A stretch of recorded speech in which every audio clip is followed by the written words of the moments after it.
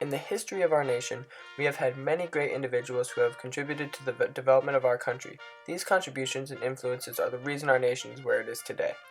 People such as George Washington, who fought for our country's freedom and led our country as the first president, and people such as Alexander Hamilton, who set up our country for financial success through his policies and ideas such as the National Bank, as well as FDR, who led our country out of financial crisis that was threatening to collapse our country.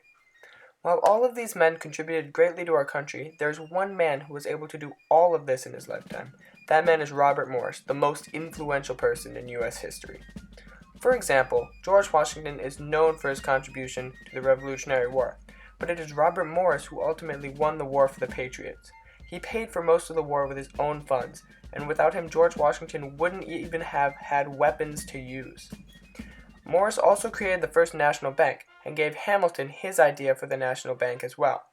He also gave Hamilton his job after rejecting Washington's first offer of Secretary of the Treasury. Many of his ideas, such as the U.S. Mint, are still in effect today. One of his most important contributions was as Superintendent of Finance, the first executive office to exist. He supported our country under the failing Articles of Confederation, saving the country from financial collapse. So do your part and vote Robert Morris for most influential person.